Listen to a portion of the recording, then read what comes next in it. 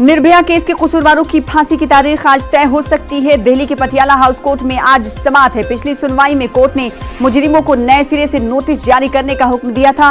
Tihar jail में फांसी की तैयारी चल रही है। इससे पहले फांसी की सजा पाने वाले 4 कसूरवारों में से एक के वालिद की फांसी को टालने वाली की कोशिश अब भी बेकार हो गई। मामले कि वाहिद चश्मदीद के खिलाफ झूठी गवाही देने के इल्जाम में एफआईआर से जुड़ी उनकी मांग को अदालत ने खारिज कर दिया है। तो वो दिन दूर नहीं जिस दिन निर्भया के कसूरवारों की फांसी की तारीख तय करनी हो।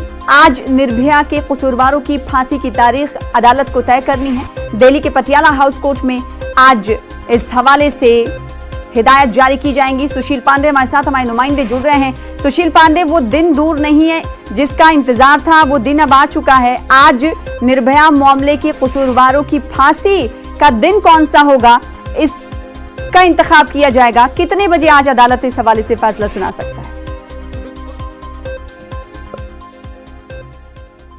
जी देखिए शना, साफ तौर से काफी लंबा समय रहा। 7 साल का समय बीत गया निर्भया की मां को इस पूरे मामले में चुनावी जो दंगल था उसका साथ देते हुए। हालांकि इस पूरे मामले में आज 2 बजे पटियाला हाउस कोर्ट सुनवाई करेगा। उम्मीद ये लगाई जा रही है कि दिल्ली पुलिस जिस तरह बार बार इस पूरे मामले में कह रही है कि तमाम जो दोषी हैं वो अपना कानूनी रास्ता अपनाते हुए इस पूरे मामले को डिले कर रहे हैं, लेकिन आज उम्मीद ये लगाई जा रही है कि इन तमाम दोषी यानी कि पवन, अक्षय और विनय, इनके खिलाफ डेथ वारंट जारी किया जा सकता है। हालांकि उनके वकील जो थे एपी सिंह, उनकी तरफ से इन तमाम दोषियों की तरफ से अभी क्यूरेटिव याचिका, जो एक और याचिका होती है यानी कि रिव्यू अगर खारिज कर दी जाती है तो एक और रास्ता बचता है। तमाम जो लोग होते हैं वो क्यूरेटिव दाखिल करते हैं, लेकिन जो नियम है सुप्रीम कोर्ट के मुताबिक अगर रिव्यू याचिका ओपन कोर्ट में सुनी जाती है यानी कि अगर जज ओपन कोर्ट में रिव्यू को सुनते हैं तो क्यूरेटिव याचिका सुनवाई का कोई औचित्य नहीं होता है।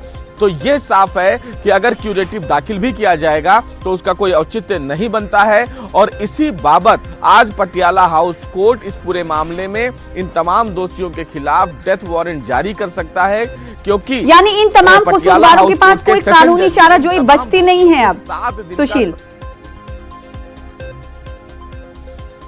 जी बिल्कुल सना, आप सही कह रही हैं कि इनके पास फिलहाल कोई कानूनी रास्ता अब नहीं बचता है। क्यूरेटिव अगर ये दाखिल भी करते हैं तो क्यूरेटिव में कोई ऐसा नया उनकी तरफ से अगर बात करें तो ऐसी कोई बातें नहीं कही जाएंगी जिस पर सुप्रीम कोर्ट दोबारा विचार करे। तो उम्मीद ये है कि अब इनके पास केवल एक ही रास्ता बचता है, वो है राष्ट्रपति के पास दया याचिका। आज अगर डेथ वारंट सना जारी हो जाता है इन तमाम दोषियों के खिलाफ तो निश्चित रूप से ये तमाम दोषी राष्ट्रपति के पास दया अर्जी लगाएंगे।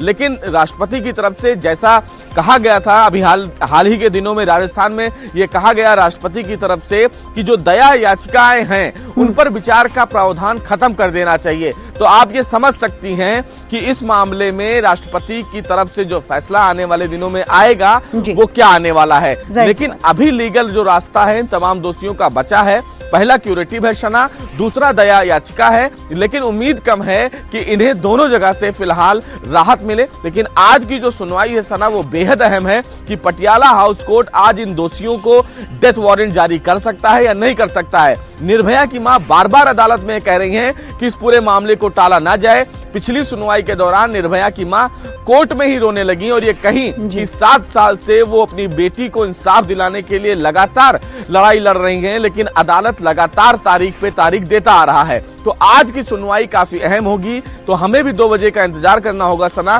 कि ये तमाम दोषियों को क्या अदालत डेथ वारंट जारी करता है या फिर नहीं। जी, और आज ये उम्मीद की जा सकती है कि तारीख पर तारीख की जो रिवायत रही है वो अब आगे नहीं बढ़ेगी और ये मामला यहीं पर खत्म होगा और अदालत की तरफ से इस मामले का इख्तिताम कर दिया जाएगा। बेहद शुक्रिया।